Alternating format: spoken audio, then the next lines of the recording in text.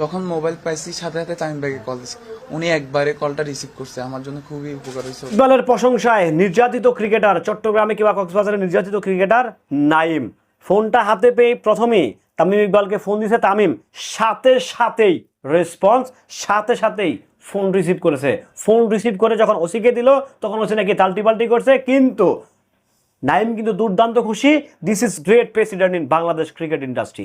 Hello everyone, আসসালামু আলাইকুম। শিমুল আছি আপনাদের সঙ্গে। তামিম ইকবাল, যাকে নিয়ে সমালোচনা, যাকে নিয়ে নাটকিত চর্চা, যাকে নিয়ে বলা হচ্ছে তামিম কুংজং উন, রীতিমতো অনেকগুলো ক্রাইটেরিয়া তাকে হচ্ছে উপাধি দেওয়া হচ্ছে, বিভিন্ন খেতাব দেওয়া হচ্ছে, আমার ভিডিও নিচে হচ্ছে তামিমের দালাল বলা হচ্ছে।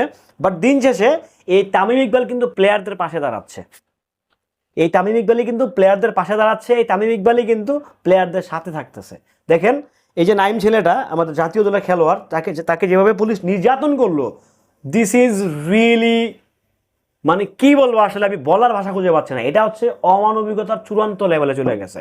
তার সর্বোচ্চ পরিচয়টা দেওয়ার পরেও তাকে হচ্ছে ছাড়ে নাই, তাকে রীতিমতো কুকুরের মতো মারা হয়েছে। সো সেই জায়গা থেকে কিন্তু তামিম ইকবালের বিসিবি, যেহেতু তামিম ইকবাল এখন বিসিবির অভিভাবক, সর্বোচ্চ প্রশাসনীয় পর্যায়ে হচ্ছে উনি আছেন।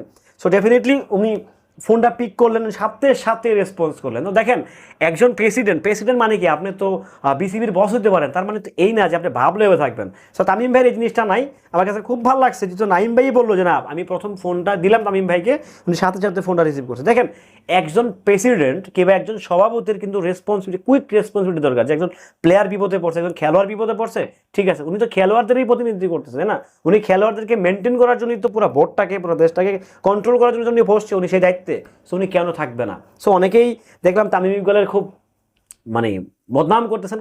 এটা আপনার ব্যক্তিগত নাগরিক অধিকার, ভাই, করতেই পারেন। বাট আমার কাছে মনে হচ্ছে না, তামিম ভাই এজ এ গুড প্লেয়ার ছিল, এখন গুড প্রেসিডেন্ট, উনি ভালো করার চেষ্টা করতেছেন।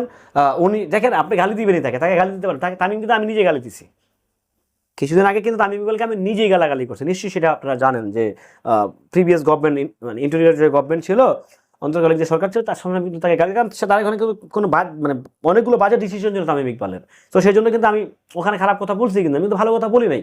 সো এই যে তামিম ইকবালের যে পরিবর্তন, উনি পিছনে কি ঘটছে সেটাকে খেয়াল না দিতে সামনের দিকে এগিয়ে যাওয়ার যে একটা ধান্দা কিংবা এই যে চিন্তা চেতনা, এটাই তো অনেক বড় কিছু।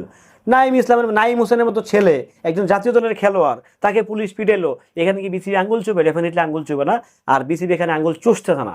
বিসিবি রীতিমতো দারুণভাবে অ্যাকশন নিচ্ছে, এবং কি স্বরাষ্ট্রমন্ত্রী যিনি আছেন, মাননীয় স্বরাষ্ট্রমন্ত্রী, ওনার সাথে বেশ দ্রুতগতিতে কথা বলা হয়েছে, এবং কি উনি ব্যাপারটা খুব দ্রুতভাবেই হ্যান্ডেল করছেন।